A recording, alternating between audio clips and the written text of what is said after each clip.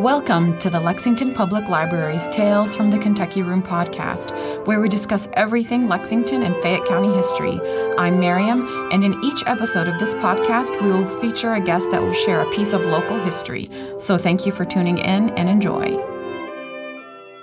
Good day, everyone. Thank you for joining us. Today on the podcast, we have Kevin Lane Dearinger, a local author, teacher, and actor. He is the author of The Bard and the Bluegrass, 2 centuries of Shakespeare performance in Lexington, Kentucky, and Marie Prescott, a star of some brilliancy. He has also written 2 plays regarding Miss Garter and Naked on Request. His acting career took him to New York's Broadway, where he played the roles of Henrik in A Little Night Music, Jim in Miss Moffat with Betty Davis, Cornelius in Hello Dolly, and many more. He is currently working on several plays and a volume of poetry. His memoir, Bad Sex in Kentucky, is set to be released in November of this year.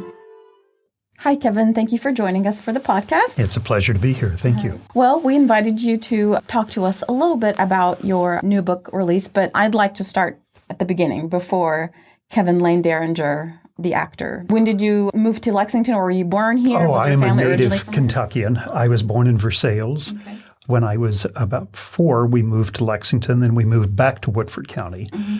And my parents built a home there, and that was their home for the rest of their lives. And I went to school, started Catholic school in Lexington, then Catholic school in Versailles, then back to Catholic high school in Lexington, undergraduate at the University of Kentucky. All right. So now you were still living in Woodford County and commuting for Lexington Catholic? We did, which was weird. Everybody thought we were farm people. My dad was a college professor, but he drove this funny old truck, so they used to tease us about being farm kids. And since I come from a long line of farmers, I didn't know why that was supposed to be an insult, though I think they intended it that way. No. I was very lucky. I mean, I grew up in a very beautiful place, and I miss my parents, and I miss that home. Yeah. Because it gave me an extraordinary experience growing up. Okay. So that experience growing up as a Catholic, was your family always Catholic? Oh, no, it's much more bizarre than that. My parents were both converts to Catholicism. Oh, okay. Actually, I was baptized first, and I'm the youngest of the 3 children. I was baptized when I was a month old, then my mother, then my older brother and sister, and about 10 years later, my father converted. Without any pressure. It was rather wonderful. But they'd been brought up, my parents had been brought up sort of, mother was Southern Baptist and daddy was sort of whatever Christian church was nearby. Church going, but not fussy about that, so long as it was Protestant. Okay. But so it was very strange. So I was brought up Catholic, but with this strain of Southern Baptist rigidity. Okay. Not that the Catholic Church doesn't have its own rigidity. Of course, they all do. Well, it's the nature of organized religion. Yeah. So in your book, which is called Bad Sex in Kentucky, There it is. which is due out to be released soon, right? Yes, in November, right around Thanksgiving. So you talk about growing up Catholic and in Catholic environment through education and realizing that you are gay. And when did you realize? It's funny. I grew up probably sometime well into my teens. I still thought I was going to meet the right woman and get married and have children and live in a lovely house with a picket fence and all that thing, because that's just the only life that I had heard about. Yeah. And it was difficult when other people started to label me with names, ugly names, and identified me with those names because I didn't understand them. I thought, well, that's not me. I'm not that. And so at the time, I mean, growing up as a teenager at a Catholic school, you didn't really identify yourself as a gay man. Well, it was a different world. There were no gay role models anywhere. It wasn't even mentioned most of the time. And if it was mentioned, it was in a part of a dirty joke or a slur. Yeah. Or a reference to someone who was an outcast. And I didn't want to see myself as an outcast, so I kept thinking, well, I'm not whatever it is they're saying I am. And it was a particular kind of cruelty. That's probably the hardest thing to get over, is when someone else establishes an identity for you and they make it ugly. Yeah. I think that's a terrible thing to do. Yeah. When did you decide to come out? And was that a natural thing for you? Or did you get any kind of pushback from your family or friends? Well, I didn't come out to my parents till I was in my 50s, just a couple of years before Daddy died. I tried many times and my mother would cut me off. And actually, when I did, I introduced the subject by saying, we're going to talk about what we all know, but we just haven't mentioned yet. Yeah. And they were lovely, Daddy particularly. I mean, I had the best parents. I mean, well, you talk about that in your book a lot. You know, there's a special connection. But of course, yeah. There's a special connection that you had with your family. It was a very loving family. We were protected from a lot of ugly things. Yes. Mother and Daddy did not dredge up the ugliness of the world in front of us. Yeah. And I rather like that, although I might have been a stronger person earlier on if they had. I didn't have a lot of edge to me. Yeah. I do now. Well, I mean, when you were, I guess, taken out of that environment, that protective environment, and going to college, can you talk to us a little bit about that experience? Well, high school had been, I was bullied in elementary school very badly and got through it I prayed. I mean, I was a good Catholic boy. That was your outlet. Every night I went to bed with the rosary and I prayed the saints that whatever sorrow I was feeling would make me a better person. And, the clouds would open and I would be assumed into heaven as a new saint. Presumptuous child. College is great because wherever you go to college, you meet a broader range of people. And people are also suddenly mature enough that they don't need to compartmentalize. Now, there was still a lot of really ugly homophobia, oddly enough, particularly in the theater department at the university. Really hateful. I was surprised. I thought I would be more at home there. And even there, I was cut out. I wasn't in the theater department because I was an English major. Okay. And that was part of the problem. They were all sneering at this English major who wanted to And this go was in on the stage. 1960s? This was in I graduated from high school in 1969, so I started at UK in that fall. So right around the Vietnam era. Oh, absolutely. Yeah. We did the marches. And I was on campus during the Kent State business when the fire. When the ROTC building burned and when the state police came in.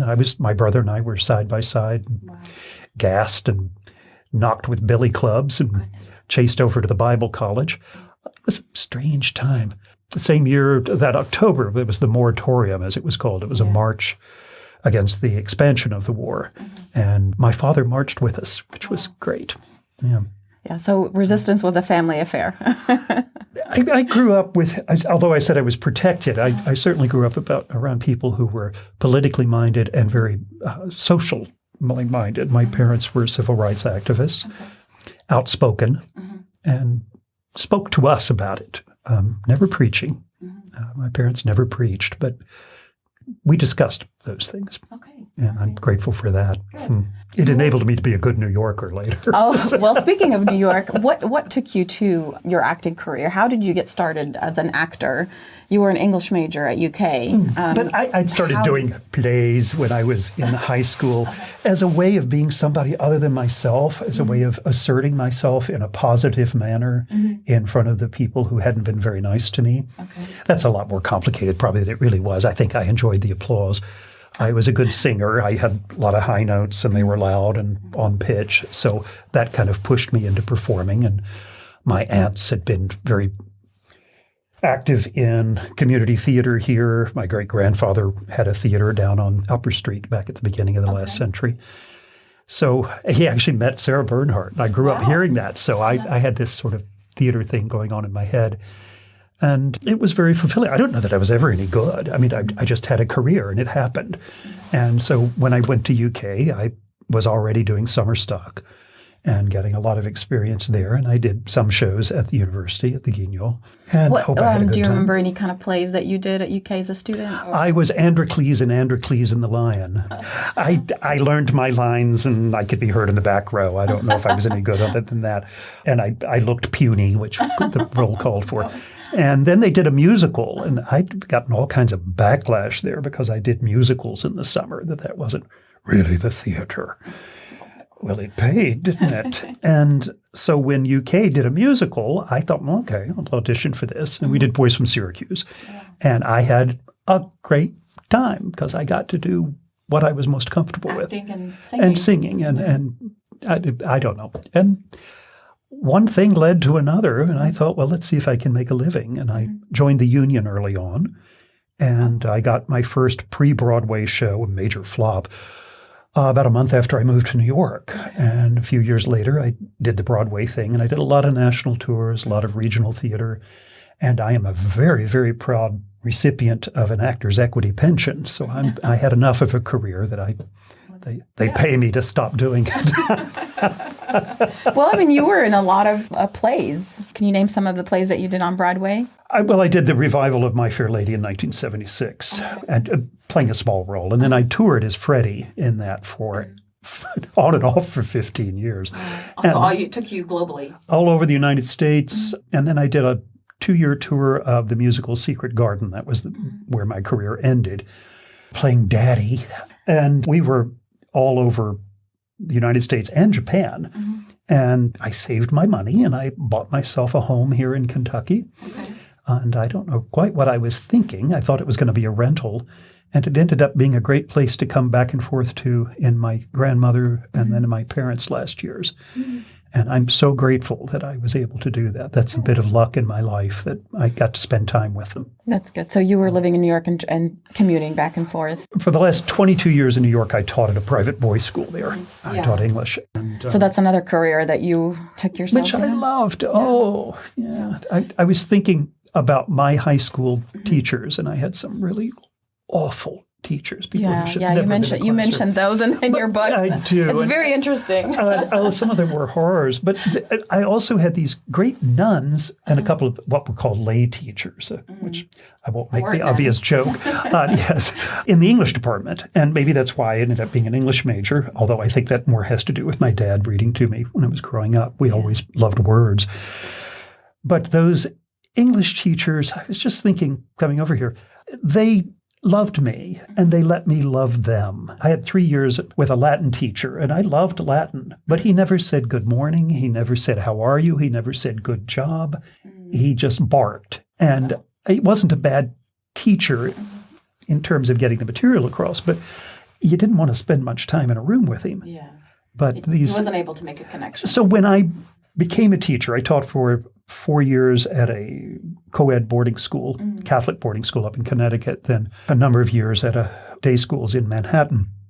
And one of the things that I hope I brought to my classroom is that I loved my students. I mean, I was considered a very tough teacher, but I really loved them. I mean, I really loved spending time with them.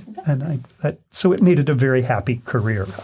I missed the classroom. Really? But I threw away every red pen I owned. I never want to grade another test.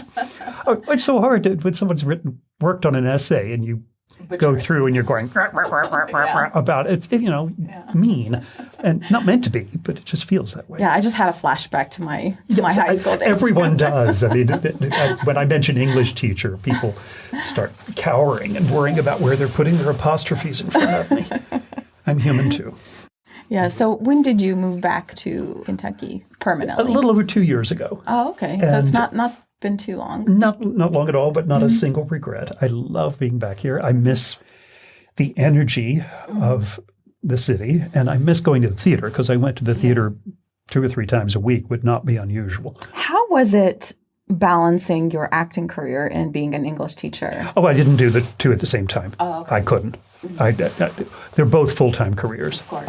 I've never been a part-time actor. Mm-hmm. It's either all or nothing. Yeah. Did they ever come watch you in your plays, or? I was on the stage. Then I taught for 4 years. Then I went back on the stage for 2.5, 3 years. Then I said, that's it. I did do one concert after I started teaching, but I didn't tell my students much about it. No. I just snuck down and did it. But they would occasionally find something online or in a Theater World annual picture of me, and they would start giggling that they'd actually found out my other life. Your secret life. Yes, but of course now with Facebook, they know everything. And with this book coming out, they're going to know more about me than they ever wanted to know. What was your favorite play that you did on the theater? That's a hard question, actually, because it has like to do, asking your favorite child or something? It is, and it also has to do with the people who were in the show with me. Of course. I did a 9-month tour of My Fair Lady with a company of actors who are still my family. They're most of my best friends come from that little group, and that was a long time ago. That's more than 40 years ago. I loved playing Cornelius in Hello, Dolly. That was just fun because I got to be sort of an adult, and it was more of a leading role, and I enjoyed that. And Henrik and a little night music because it's Sondheim, and when you sing Sondheim, you do feel like a really good actor. He makes you feel good. Well, I mean, you were doing it for a long time, so I'm sure somebody thought you were good, and they came to watch you. They hired me. I'm very grateful. In your book, you mentioned that a couple of your aunts wrote poetry. Did they inspire your own poetry? Well, my aunts, as we say here in Kentucky, my aunts. Can you tell that I'm not a native Kentuckian? My aunts. They all inspired me somehow because they were all very loving. Mm-hmm. And here's this weird little creative child, kind of a nerd.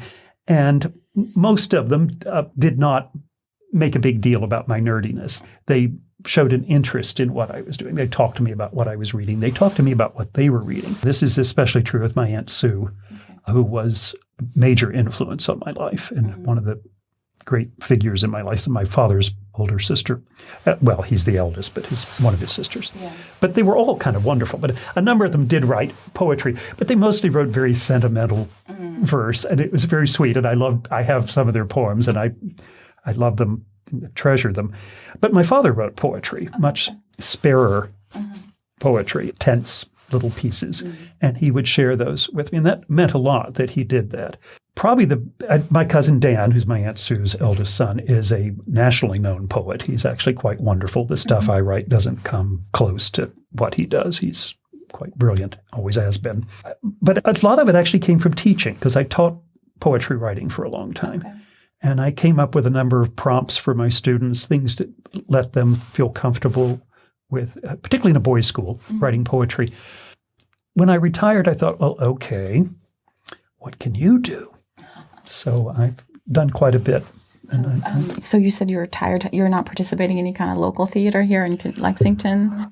Well, actually, by union rules, I can't perform. I mean, I'm a member of the union. Although there is an excellent company in the summer, the Lexington Theater Company, and I did work with them. I'm sort of their historian at the moment. I've been writing pieces that go on medium.com about their rehearsals and about their actors. And they are wonderful. Yeah. Yes, they bring in 4 professionals from New York and then the absolute cream of the crop from the various collegiate programs in musical theater and do extraordinary work. I also was the dramaturg at Athens West, which is another very strong theater company here, for The Importance of Being Earnest last year. And I had a great time doing that because I got to be Mr. Know-It-All, which I'm really good at. But I mean, I'm really good at research. Okay. And so anything you want to know about Oscar Wilde or The Importance of Being Earnest, it's performance history, it's textual history. Yeah. Anything about its stage performance history, I can tell you and probably will. So in that sense, I'm involved in things here. So you've been writing plays and theatrical biographies for a while, but you've decided that it's time to write your own memoir, Bad Sex in Kentucky. So can you tell us about how that came about and why you decided that now is the time to write it? My brother read an early draft of Bad Sex in Kentucky, and one of the things he said, my brother's funny, he said, well, you can't publish it until the entire state of Kentucky is dead. I didn't wait that long.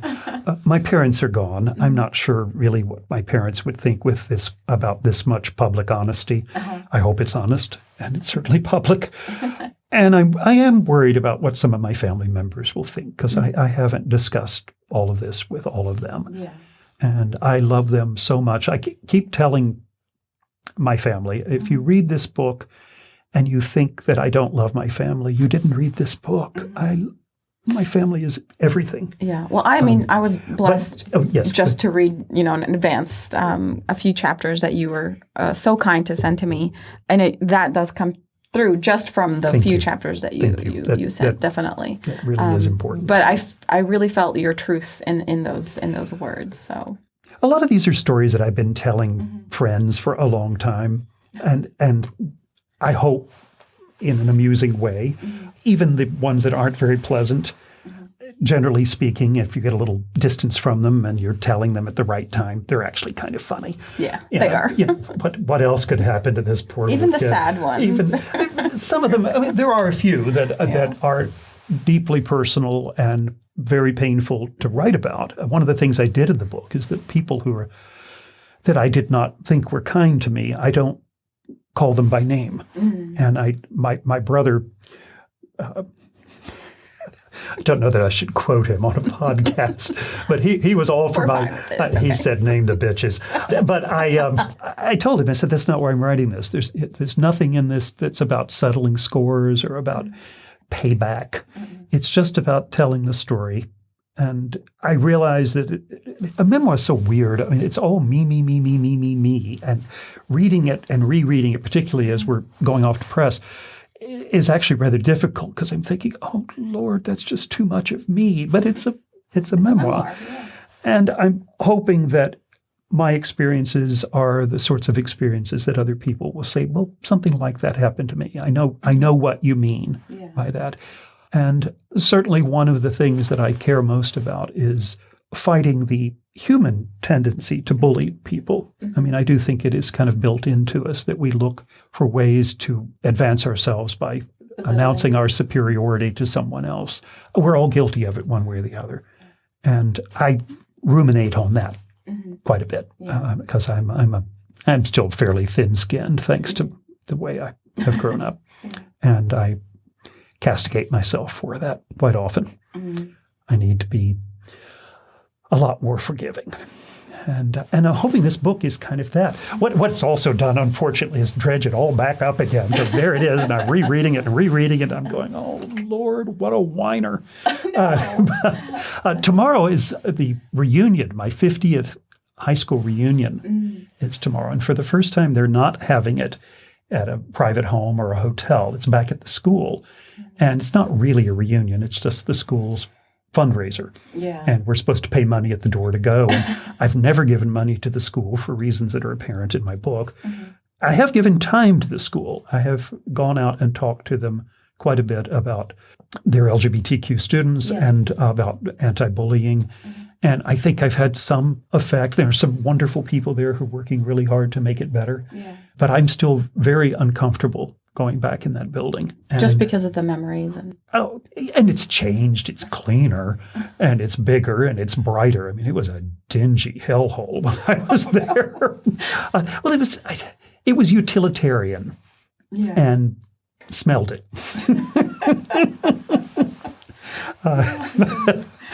I can't. I mean, you can hear me laughing. I'm not bitter. I just find it amusing from a distance. And I'll be 68 years old. Was it cathartic for you to write your memories, even though like you had to dredge up all that pain? Well, it's not exactly as though those stories had died for me. But I have kept a journal all these years. I've been writing in every single day. I've written in my journal since 1964, 63, somewhere in there. Wow. And it's all piled up. So I did go back and reread selections. And actually, that was the most painful thing, because I rarely have gone back and reread my journal. It just sits in a big cabinet in my house. It's all going to the UK archives when I'm dead. We've already signed the papers. Oh, wow. And not that anybody can read my handwriting, but nobody reads cursive anymore. So Lord help us. But there it is. And rereading that and seeing it, there was one section I rewrote just before we sent it off to the text designer. I went back and I thought I need to just go back and check the facts on this. So I went back and read again my entries from that time period. That was painful because I was deeply hurt. I didn't realize it, but I was pretty suicidal. And I had not, if you'd asked me at 15, was I suicidal, I would have laughed at you. But when I read my journal, oh, Lord, it was dark, dark, dark. And I was trying to pray it away. And I was listing all my faults and blaming myself. And, I think a lot of kids at that age, they don't recognize the pain until it's... I used to tell my students, if you're at 7th, 8th, 9th, and maybe even 10th grade, if you're happy, something's wrong. I mean, it's a miserable time for everybody. And it's one of the things I learned from teaching that helped me process whatever happened to me is that even the kids who seem happy and everything's wonderful for me and I'm 13, they're probably going through some kind of pain as well. And the people who bullied me, there's a reason why they bullied me. There was some pain in their life that they needed me to squash. Yeah. They didn't squash me. I'm here. Oh, yes, and we're very happy about that. I am outrageously resilient, and that always amazes me. It's the one thing I like about myself. Yeah. Well, hopefully somebody reading your book, like you said, can get that resilience bone out of it. So I think I'm not a china teacup. No. I bounce. In your book, you tell a little story about your first day in preschool, was it? Or kindergarten? Kindergarten. Yeah. Or kindergarten, as we would have said. Yeah, you had a very tough teacher. Oh, no, you know what? She really wasn't. Dear Sister Rita Marie, may she rest in peace. I was at her grave last year, and I stood there and said, sorry. About breaking your rosary. About breaking her rosary. I was the baby in the family and somewhat coddled. I'd been a little sickly when I was 18 months old. I was this skinny little, I looked sickly. I think by that time I was pretty healthy. But my brother had gone off to kindergarten in glory the year before. And I actually think I was looking forward to it. But Mother went back to work. So suddenly I had to go to school and Mother wasn't going to be home. And I had to go to kindergarten. And I was 4. And I knew that if I got there the first day and discovered almost everybody I talked to was 5. And I thought, this is not fair. Somebody has done that. I've got another year at home with Mommy, And of course, if I'd waited 2 months, I would have been 5 too. But you don't do the math when you're 4. And so I was pretty unhappy. I don't remember. I must have behaved badly a few times. I still have my little name tag. It's a little chirping bird with my name on it that the nun made. Wow, you keep everything, don't you? I do. And every grudge. Anyway, so I was there and I was trying really hard to be a good boy. I mean, because that had already been built in. Yes. Yeah. My sister, who was in the 4th grade, had a pop bead necklace. It was plastic beads that one popped into the other, and you could pop them apart and put them back together. Yes, I remember those. Yeah. Back and forth. And I'd been pulling them apart and putting them back together and pulling them apart and putting them back together, anything to, keep busy hands. So there I am in school, and Sister Rita Marie walks by me. Now, this poor nun probably had, 25 or 30 kids in her classroom, 4 and 5-year-olds. And she walked by, and she had that order of nuns wore a very large rosary on their belt, and it would hang and swish by you as the nun went up and down. I reached over and not a malicious thought in my brain, I just thought, oh, pop beads. And I grabbed her large rosary and started popping it apart. Well, of course, she was appalled and she locked me in the cloakroom, which I rather liked. It was quiet and had a slightly musty smell of dirty children, but it was nice. But then she called the Monsignor, a rather frightening human being who came in. I was so afraid of him that I hid under my desk. Now, that's not under the seat, but there was a book compartment under the seat, and I was hiding under that. It was about maybe 7 inches at most, and somehow I got my scrawny little body shoved in there. And he was threatening to exorcise the demons from me. And being a good little Catholic boy with a mother who had converted from Southern Baptist, I had a very strong image of what Satan looked like. And it sure looked like the Monsignor to me. Yeah. So he's talking about driving the demons out of me. My mother, sensible lady that she was, always said, Kevin, that never happened. That he would never have done that. We would have stopped him. And I said, Mother, it's one of my strongest memories. I know he said, I will have to exorcise. He used that word, and my ear picked that up. The demons from this child. Not a very kind way to treat a 4-year-old. So I was expelled from kindergarten, went home and had sort of a nanny figure named Huggy who taught me how to read. And so it all turned out quite jolly for me. Yeah. But poor Sister Rita Marie turned out to be my 2nd grade teacher as well. And I always think, looking back, she must have been terrified when I was walking in the door. Oh, no, here comes that child with the demons in him again. But she told my mother, Kevin is a changed boy. But she also told my mother, to be fair to her, she told my mother used to hang out with nuns.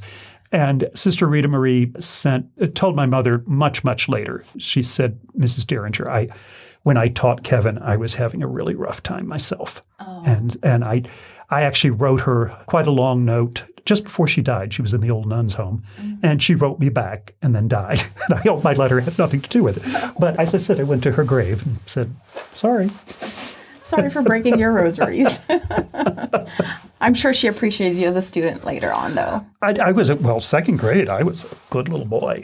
Now that you're retired, would you like to go back to theater? And if so, what role would you like to take on? That question deserves a really awful answer, to tell you the truth. No one's making any demands that I return, so it's not a big call for it. What would your choice be? My career did everything I wanted it to do. Mm-hmm. I had a lovely time. I played some parts that I was not suited for, and I squirmed when I did it. If people wanted to throw things, at least they didn't, and I'm grateful for that. And I played some parts that felt very comfortable, and I met some wonderful people.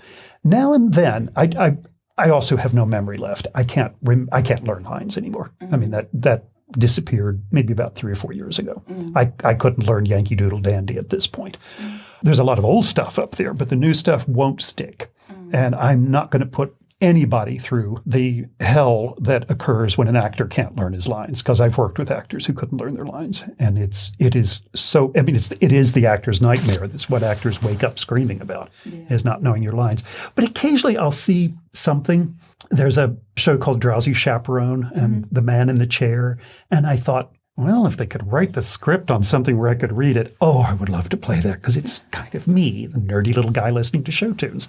The musical Titanic a few years ago, there was a telegraph operator, brilliantly played by Mariam, who is a wonderful actor and also wrote a brilliant memoir, 2 of them actually. He's quite brilliant. He, in many ways, inspired me to write the piece that I wrote. And he played this telegraph operator on the Titanic, and I thought it's a warm, gentle, kind person, and I thought I could just play that. I would like to play that. I can see that in me. But really, if I could memorize and really tear it up, I still want to play Hamlet. Yeah. I had a series of dreams. Have you played Hamlet? Oh, good Lord, no. Boys from Syracuse was as close to playing Shakespeare. I'm supposed to be a big Shakespearean expert, and I know a lot about the history of performance and a lot about the text. Yeah. If you open any volume of Shakespeare on any page, I can give you 2 hours of, perhaps not very interesting, but 2 hours of information. I know my Shakespeare. Yeah. But that was your first book, actually. It was about Shakespearean performance. Here in Lexington. Yes, indeed. Yeah. But I actually had over a series of weeks, had a series of dreams in which I played the entirety of Hamlet. I'd go to bed and dream another act. And I actually made a recording of the entire play, reading every part, for my father for his birthday one year, because he started me on Shakespeare. He had the Yale Shakespeare in the house, and he would read to us. But yeah, I mean, life regret, I never played Hamlet. And I don't think anybody out there was waiting for me to do it. But as with anybody, any actor, male or female, who reads Hamlet, you find yourself in it. And that's the glory of Shakespeare. Yes. So yeah, there's my pipe dream. Yeah. And if there's any laughter at anybody listening to this, hold it to yourself. No. Besides your memoir, are you working on any other projects currently? I have 2 or 3 new plays that I'm working on. There's always a poem going on somewhere. Mm-hmm. I have another theatrical biography that's with an academic publisher. They're evaluating it. Academic publishing has gotten tougher in the last few years, and so I'm kind of thinking maybe that well has dried up on me, and that I'm not going to get this one published. But I did enjoy researching and writing it. I also have 2 other theatrical biographies that I am working on. One, as one of my students said years ago, if they're dead, forgotten, and played Shakespeare, you'll probably write about them. And he was right, as in most things too. And there's a collection at UK that I've been helping to catalog in the archives.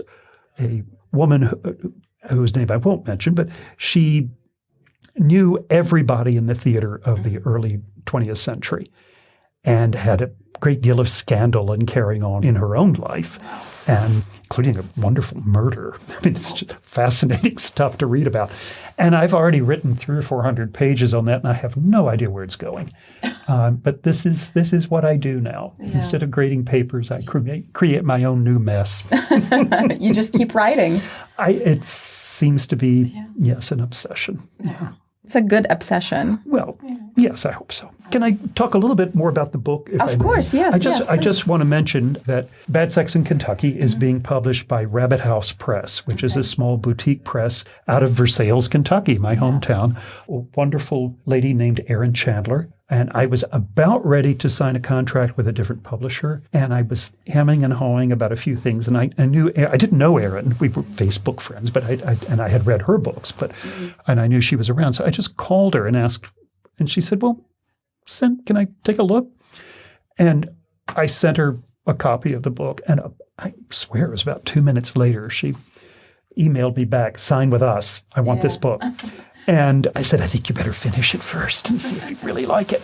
She has been extraordinary. And it's been very exciting to meet someone with a love of literature and a love of publishing like that. And she wants it to be right. And I'm just really thrilled that I'm able to do it with a for sales publishing house. I mean, that's kind of cool. Yeah. Well, it's good that you got somebody that can appreciate what you wrote.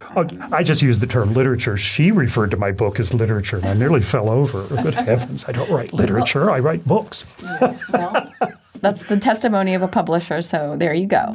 It touched me. Yeah. Thank you. I Yeah. hope someone else thinks so. Well, I'm sure they will. Again, it's going to be released soon in November. Yep. Yes. And where can people purchase that copy? It'll be on Amazon, and it'll be available through Rabbit House Press online. And also, I'm hoping, we're planning on it, it will be in, shall we call them, the better bookstores in Kentucky.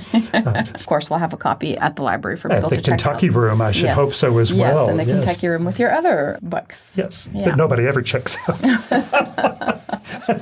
My first book, I gave the first copy to my mother. My dad had passed away, but I gave it to Mother and inscribed it to her. And after Mother passed away, I found it in her living room with a paper napkin on page 13 where she stopped reading. Thank you so much for sharing your story with us. Thank you. Take care. Thank you very, very much. Thanks for listening to Tales from the Kentucky Room, a podcast brought to you by the Central Library's Kentucky Room staff at the Lexington Public Library. If you enjoyed listening, please take a minute to subscribe, rate, and review the podcast on Apple Podcasts and Stitcher. If you have any questions about local history or genealogy research, you can visit us in the Kentucky Room to use our collection and newspaper microfilm, or you can email us at elibrarian@lexpublib.org. That's elibrarian@lexpublib.org. I'm Mariam, and we'll be back with another trip down Lexington's memory lane.